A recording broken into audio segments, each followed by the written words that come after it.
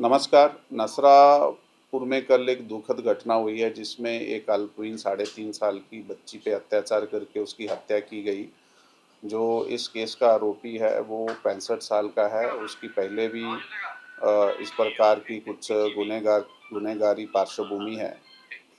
तो कल साधारण 3:30-4 बजे के आसपास ये घटना जो है वो हुई है और पुलिस को ये 5 सवा 5 वाजता हमें ये रिपोर्ट हुई और अगले 1 से डेढ़ घंटे के बीच में हमने जो हमारा तांत्रिक और गोपनीय यंत्र हैं हमारे उसका वापर करके हमने ये केस जो है उसको डिटेक्ट किया।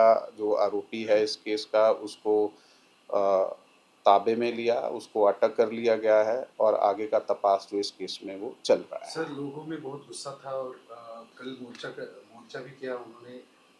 जो नेशनल हाईवे वो पूरी तरह से जाम किया गया। जी। आपने वहाँ पे क्या उनकी ये किया? जी, कल ये रेजिस्टेंस था सबसे पहले लोगों में कि वो जो विक्टिम है उनको हॉस्पिटल के लिए जो बॉडी ऑफ द डिसीज़ थी उसको ना जाने के लिए रेजिस्ट कर रहे थे। इसलिए उनको समझाया गया कि पॉक्सो के केस में बहुत ही तातड़ी से हमें इमीडिएटली जो है तपास करना पड़ता है, इसलिए आप पूरा सहकार्य कीजिए। उनको वहाँ से भेजा गया और एक इमोशन जो था लोगों में भारी था और उन्होंने वो व्यक्त करने के लिए रास्ता रोको किया। रास्ता रोको करने के बाद हमने इंटरवीन किया। उनको यही बात समझाई कि पुलिस का आप सहकार्य कीजिए। अगर पुलिस का आप सहकार्य करेंगे तो इसी केस को हम और ज़्यादा अच्छे से ज़्यादा समय देके इसको जो है इसके रिज़ल्ट तक लेके जा सकते हैं। तो वहाँ के लोगों ने हमारी ये बात मानी है, वो सहकार्य कर रहे हैं शांति से। सर ये जो नाम क्या है और उसका बैकग्राउंड क्या है? आरोपी जो है वो एस वेजर टाइप काम करता है। आजू-बाजू के जो गाँव रहते हैं वहाँ पे काम करता था वहाँ पे। तो बाकी कुछ विशेष नहीं है और उसके ऊपर पहले 2 जो केस थे दाखिल थे जो मैंने बताया। एक 1998 में उस पे एक ऐसा विनय भंग का केस था और 2015 में भी एक विनय भंग पॉक्सो का केस उस पे हुआ था जिसमें वो बाद में एक्विट हुआ था।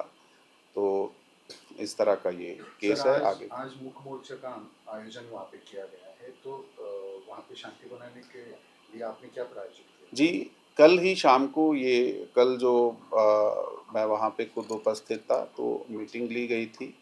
गाँव के लोगों से और आसपास के गाँव के लोगों से आह्वान किया गया था कि आप शांतता बनाए रखिए और इसमें कल उस मीटिंग में उनके जो-जो कंप्लेंट्स थी, जो-जो उनका कहना था इस केस के बारे में या महिला सुरक्षा के बारे में उन्होंने जो भी मुद्दे उपस्थित किए थे, उन सब मुद्दों पे हमारी डिटेल में कल चर्चा हुई है और शांतता बनाए रखने का उन्होंने हमें आश्वासन दिया है और मुख्य मोर्चा भी उन्होंने शांतता से किया है। जी, थैंक यू। जय हिंद, जय महाराष्ट्र। सर त्याला आरोपीनं त्या मुलीचं का किंवा ती मुलगी तिथं नक्की कशी आली, खेळताना ती बाहेर पडलेली होती का त्याची नक्की काय प्राथमिक माहिती होती? सीसीटीव्ही मध्ये तो मुलीला गोट्यामध्ये घेऊन जाताना पाहायला मिळतोय. मुलगी नक्की कोणत्या कारणासाठी बाहेर पडलेली होती की घरातून घेऊन गेली? ही आता ती आजीकडे आली होती. त्याचे आई-वडील पुण्यात राहत आहे. ती आजीकडे आली होती आणि बाहेर खेळत ती आता उन्हाळ्यामुळे गावात सुद्धा दुपारी खूप लोक नसतात. ती एकटी बाहेर खेळत होती. त्यावेळी हा आरोपी आला. त्याने त्याला कोणत्या प्रकारचा फूस लाभला हे आता तपासामध्ये आम्ही निष्पन्न करीत आहोत आणि तशाप्रमाणे तो त्याला सोबत घेऊन गेला. एबीपी माझा, उघडा डोळे बघा नीट.